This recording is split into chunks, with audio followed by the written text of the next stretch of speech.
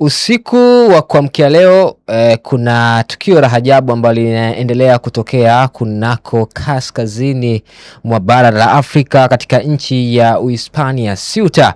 Tumeshuhudia mamia kwa maelfu ya Morocco wakitoka katika taifa lao la Morocco na kukimbilia Uhispania. Hapa kuna kitu kikubwa ambacho tunajifunza. Hivi sasa tumekuwa tukizungumza ya kwamba Afrika ama sehemu ya Morocco ni miongoni mwa maeneo ambayo yamekuwa na uchumi mkubwa na raia wake wamekuwa wakiishi vizuri, lakini mara baada ya tukio hili inaonyesha wazi kuwa kimbilio la wengi bado linaonekana kuwa ni nje ya bara la Afrika, kwa maana wa Afrika wengi ambao wanaishi katika bara la Afrika hawako tayari kuendelea kuishi kunako bara la Afrika.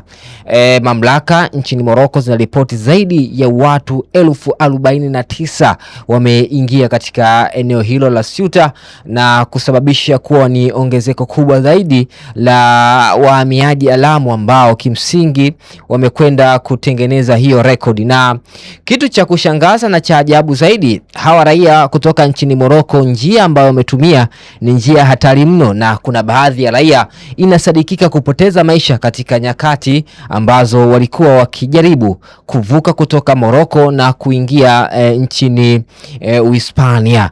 Ukiangalia namna ambavyo wanavuka, walikuwa wanatumia njia hafifu na dhaifu mno kutoka Morocco kwenda nchini Uhispania, wengi wao wakitumia maboya mepesi ya kusaidia kuogelea. Lakini ukiachana na hivyo, kuna wengine walikuwa wanaogelea patupu, lakini pia vyombo vya usafiri ambavyo Velwick ambavyo vilitumika kuwachukua ama kutoka Morocco na kuingia nchini Uhispania.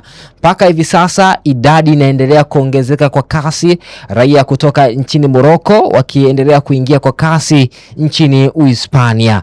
Mpaka hivi sasa mamlaka ambazo ziko hapo katika eneo hilo la Ceuta tayari imeshatoa taarifa ya kuomba msaada, kuona namna gani ambavyo wanaweza wakaenda kudhibiti idadi hiyo kubwa ya raia kutoka nchini Morocco isiendelee kuongezeka kunako taifa hilo la Uhispania. Wa Morocco wameamua kuikimbia Morocco na kuifata Uhispania.